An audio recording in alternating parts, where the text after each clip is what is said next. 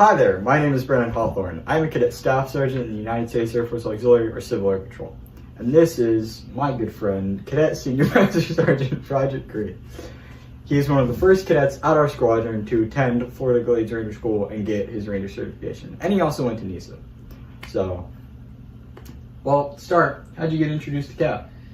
I got introduced to CAP after a injury I went through during a wrestling season. That was my second match, and I unfortunately broke my collarbone, and I just needed something to do. So I started looking around, and I found Civil Air Patrol. Nice. So how's your Cap Rock experience? So Cap Rock is what every cadet has to go through before they become an official member of the Civil Air Patrol at our squadron. And it's basically a 6-week course. Cap Rock stands for Civil Air Patrol Readiness Optimization Course. And we just want all the cadets to come through, once they're part of the program, know exactly what we offer and everything they can do inside the program. When I went through, I was the first iteration of this new class. But prior to my class, it was considered Great Start, different program. This one, 6 weeks long. It was a really good program, I thought. Of course, it was the first class, so there were some wrinkles that needed to be ironed, but I had a really good time with it. I learned a lot about the program and just what I could do. And after that, I went straight to encampment, so they really kickstarted me in a good direction. So, a few months back you went to Ranger School, so how was that? It was a lot of fun. Definitely one of the funnest trainings I've ever been to in the Civil Air Patrol. It was only weekend long, so it's going to be a lot easier than some of the encampments or other week-long trainings. But it was definitely a good time. I learned a lot of things that I think can be put into the real world. I go backpacking. I like to go backpacking. I've done some of the stretches of the Appalachian Trail. And so learning how to make a fire with a single match and the twigs you can find around you, that is crucial for me. That's going to come in real handy this winter when I go up again. And the training was just overall fun. We did an Overwatch activity where there was a perimeter of the base, and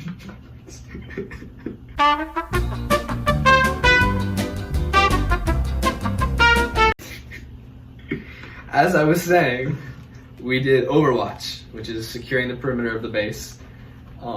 One technical difficulty later. Securing the perimeter of the base. So while we were doing general Overwatch, there was 2 gates, and those were manned the entire night. And we were out probably till 1 in the morning doing this. And the entire time, our cadre were trying to break into the base. And they were finding holes in the fences and stuff like that. And we were just practicing securing the perimeter. And they kept on, the first night we did it, they broke in more times than I can count. But by the second night, I think we got more of our stuff figured out. We were able to keep them out for longer, at least. Nice. That's cool. Yeah. Alright, so also, a few weeks back, you went to NESA. So, how was that? Yes. NESA was a good time. NESA stands for the National Emergency Services Academy for the Civil Air Patrol. It is up in Indiana, which is hot. Feels like it was 103 there, so definitely It's fun. Yeah, it's a great time. I had a really good time doing it. The first 2 days are mainly maps and trying to figure out how do I navigate to this point with these sets of coordinates, with this geographical terrain, how to tell where I am based off of what I can see around me and what I see on my map. Basic stuff like that. There were a lot of kids who were struggling staying awake, but it was a great time learning a lot of stuff that we're going to use a lot, I'm sure. We got introduced to other basic map stuff, so that was just simple. How to tell elevation, how to tell how steep an angle is, stuff like that. After that, we went out in the field. We started doing GTM, more GTM 1 sort of stuff. Going out, finding distress beacons on a giant range. That was a lot of fun.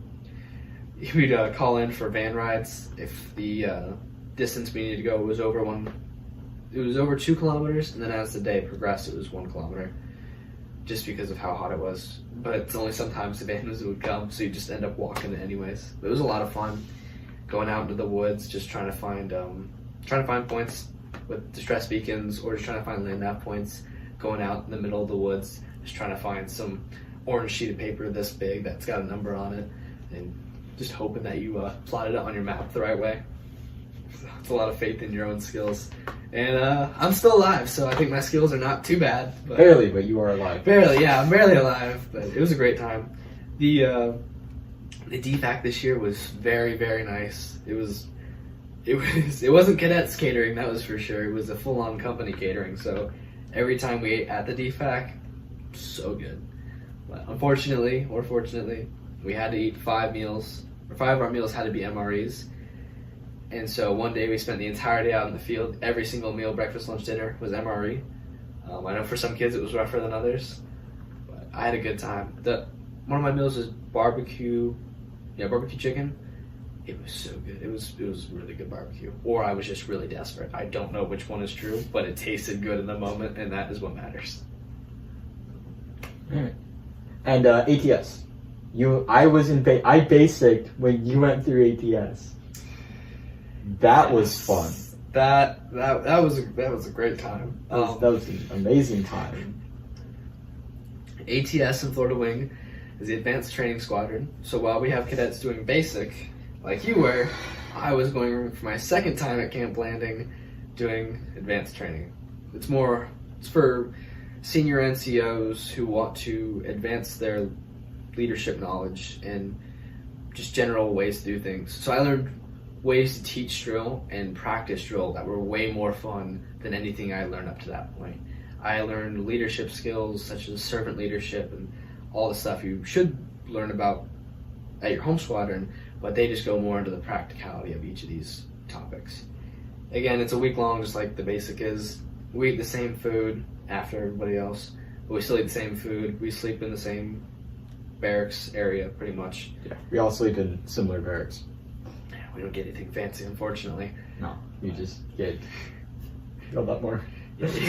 We get yelled at a lot less, actually. Oh yeah, no, that's true. Yeah. We got yelled at a lot more. Yeah, while they're getting yelled at and doing a bunch of drill, this man's hanging around just doo-doo-doo. Yeah, this was chill for the time. first few days, and then apparently. Oh yeah, when they're all getting yelled at about getting to their barracks, we're just making our hospital corners all neat and everything while we're just relaxing in the barracks.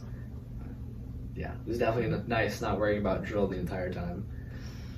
Not having to do flanks, or not flanks, but what's it called? Columns. Not having to do columns. We did do PIR, pass and review. That's the big graduation ceremony at the end of encampments. We did do that. I'm like 90% sure. Like 90% sure I did that twice. Did you trouble block it? No, I really wanted to get out of there, but Camp Landing it's not for the faint of heart. Yeah, it was cold. For reference, one night I had on regular underwear, thermal underwear, sweatpants, then my ABU pants, as well as a sweater under my santee, then my blouse, and then a fleece, and I was just the right temperature. I think it got like down to 30 degrees one night. I didn't do any of that. I just threw I slept on top of my sheets, so I didn't have to remake it Oh, every well, morning. we were outside. So I had that on. We were watching a movie on? or something. Yeah. Oh, I didn't like we just sleep. I'm like, I just threw a Oh, blouse on me. no. I would be too lazy for any of that. I was just cold. Yeah, I don't care. A cool part about ATS is you get a bus ride over to Cape Canaveral. You get to check out the station there. It's super cool. You're not allowed to take pictures or anything inside.